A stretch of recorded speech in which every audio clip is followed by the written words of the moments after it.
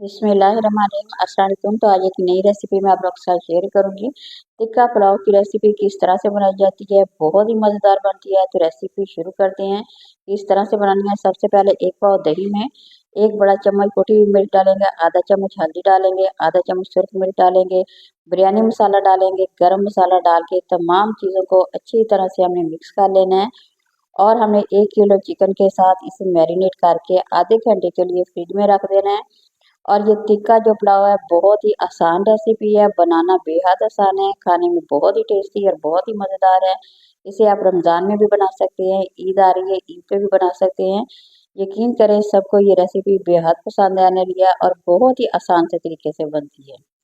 तो अगर आप इसे एक दफ़ा देख के ट्राई करते हैं तो यकीन करें आप इसे बार बार बनाएंगे, क्योंकि इसका जायका भी बहुत ही मज़ेदार है, बनाना बहुत ही आसान है। तो यहाँ पे मैंने इसे मैरिनेट करके आधे घंटे के लिए फ्रिज में रख दिया था।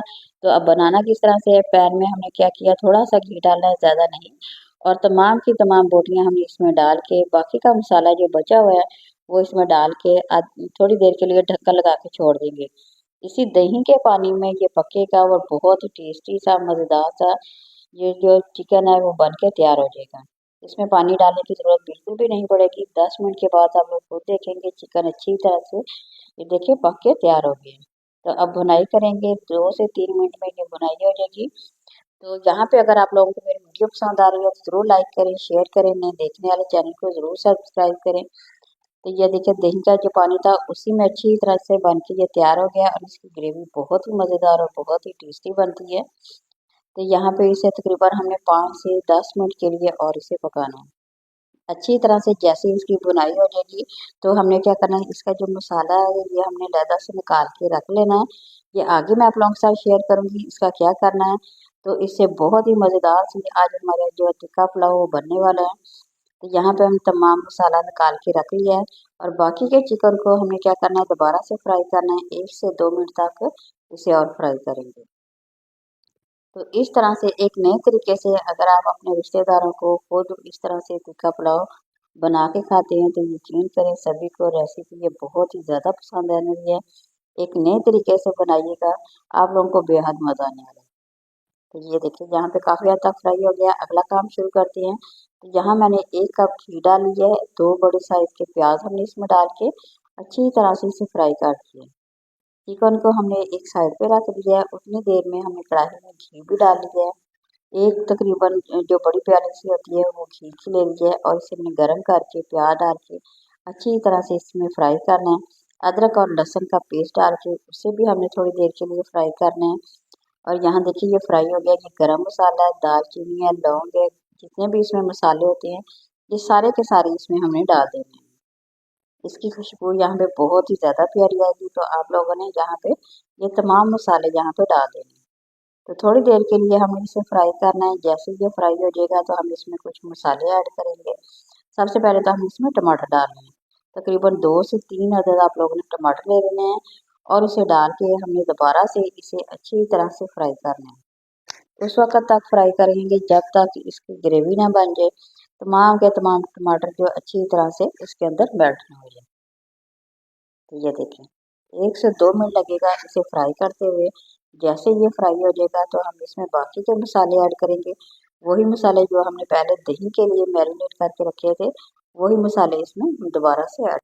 काफ़ी हद तक ये बन के यहाँ पे हमारा तैयार हो गया है। तो अब बारी आती है मसालों की। कुछ खास में नहीं, वही जो पहले जो मैंने आप लोगों के साथ शेयर किए हैं वही मसाले हम ये भी इसमें डाल देंगे यहाँ पे। अच्छा यहाँ जो मैंने पहले मसाला निकाल के रखा हुआ था अब उसकी बारी आती है।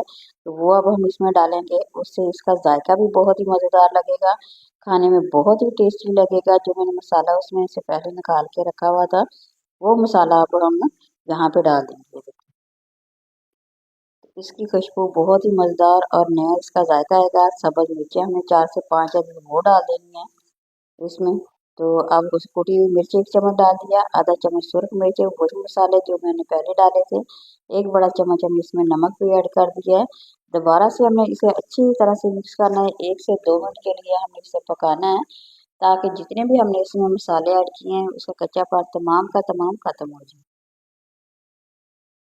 तो अब आगे देखें देखें यकीन करें ये बहुत ही टेस्टी और बहुत ही जायकेदार बनती है।